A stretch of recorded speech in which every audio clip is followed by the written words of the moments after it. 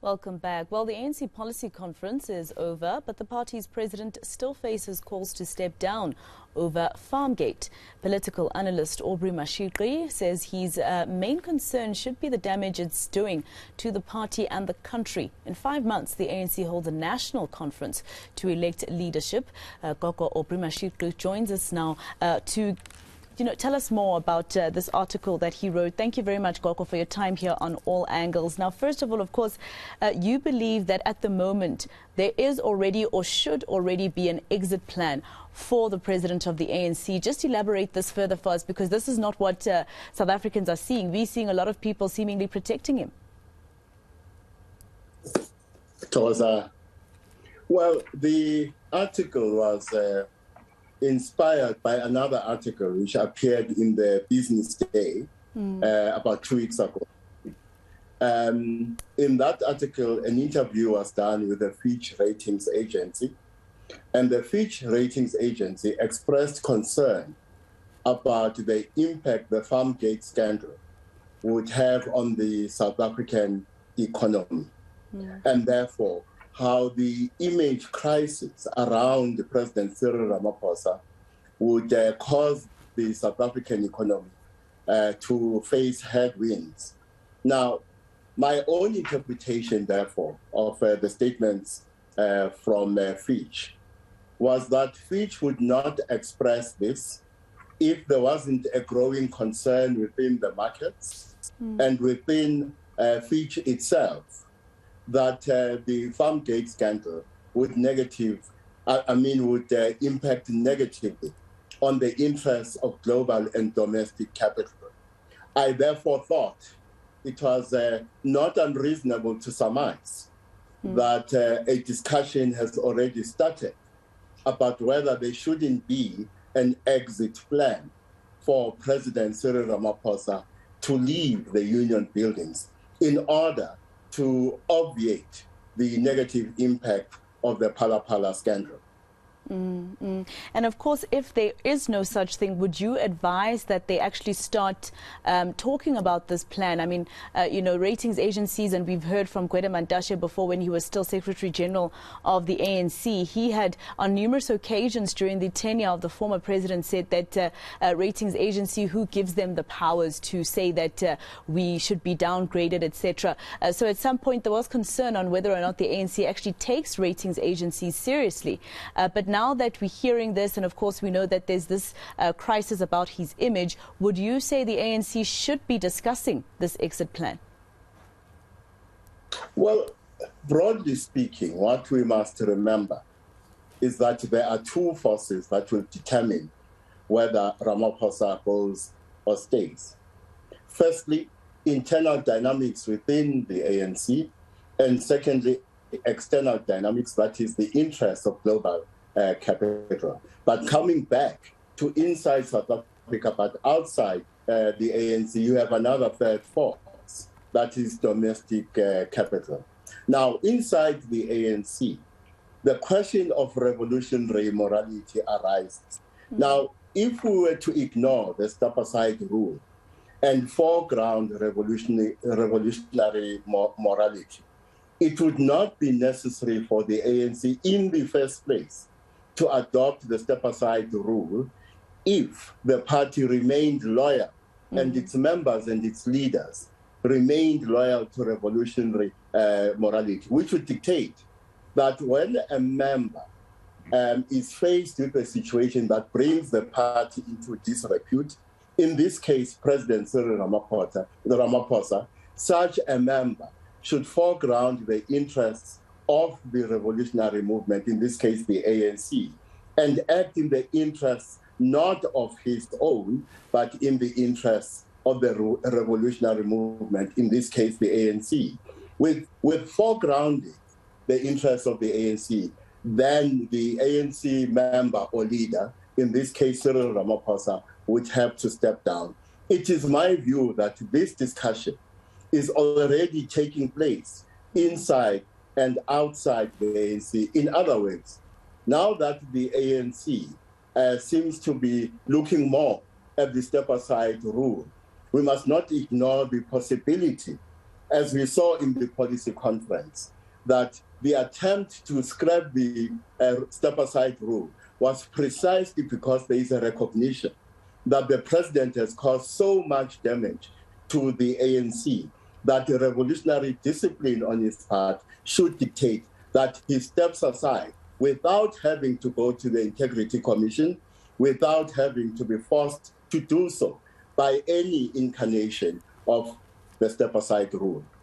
And I do agree that the step-aside rule obviously came because the revolutionary discipline, or morale as you call it, was starting to become a problem, and it's a party that's been talking about renewal, etc., to make sure that it doesn't look the way that it has been looking in the last couple of years, corruption that is, in the face of the people. But now, you know, it then also brings back the issue of the Integrity Committee, which the president actually appeared before last week, and they even, they even talk about it in their own policy documents, that the power of the Integrity Committee has also just been put into disrepute, because they were initially, before Step Aside, were supposed to be the committee or the commission that actually tells you when you've done wrong and tells you to step down.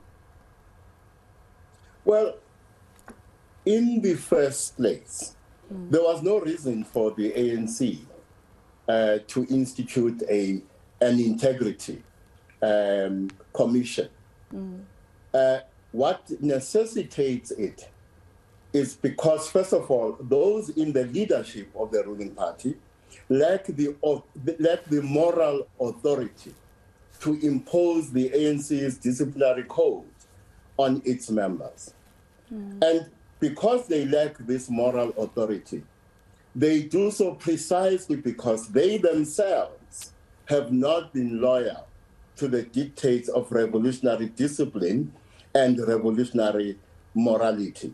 And this is what has necessitated, therefore, the adoption of the step-aside rule, when, in fact, the ANC's constitution is enough to deal with members, including the president, when they bring the party into disrepute. To the extent that the president has brought the ANC into disrepute, has imposed an image crisis on the ruling party. What should happen, in my view, is that there should be a conversation which ends with the president announcing that he's not available for election in December, or re-election in December, after which December conference he then announces the date on which he will depart as head of state, and do so for the sake of the ANC. Because what is not going to happen in 2024 is what happened in 2019. Because of Cyril Ramaphosa, the ANC was saved the ignominy of falling below 50% at in the 2019 general election. Given Ramaphosa's image crisis this time, it may be because of Ramaphosa that the ANC in 2024 falls below 50%. And therefore, if he is truly a loyal and disciplined member of the ANC, he must foreground the interests of the party. And, you know, I just need you to indulge me just one more time, Gogo, for just one more final question, if you could, please. I just need to understand for myself and the viewers who might also have the same question.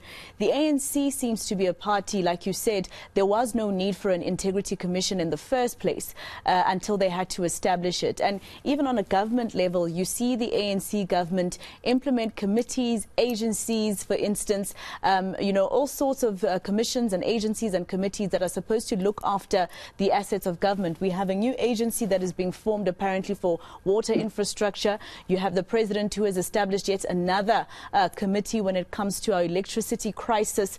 So this also is, you know, if you could help me, some type of behavior or culture of blurring exactly who should take account according to what I see. Because then if there's 3 or 4 committees that are supposed to look after our energy crisis, then who exactly, plus the ministries that are supposed to, who exactly then takes accountability? It blurs the lines.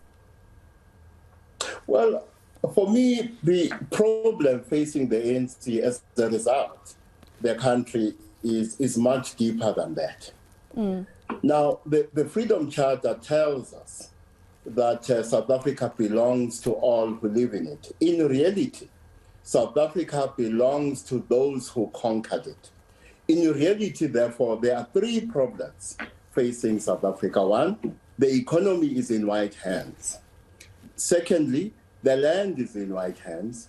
And secondly, what is dominant is the conception of the rule of law that resides in the same white hands.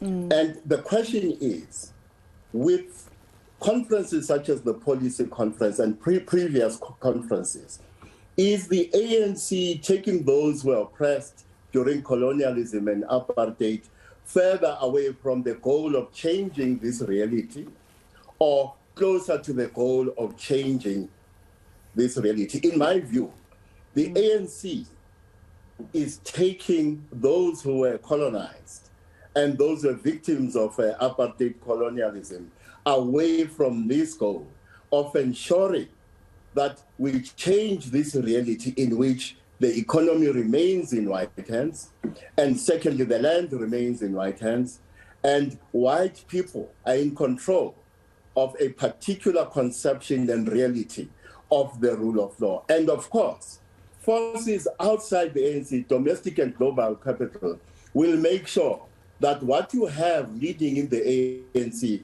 are people who are going to reinforce that reality. All right, Thokoza Gogo, thank you very much for your time here on All Angles. Of course, we know that the ANC president did say that the step-aside resolution does stay, but of course they still have to go back to the branches, and in December it might be a more robust discussion on that particular step-aside resolution.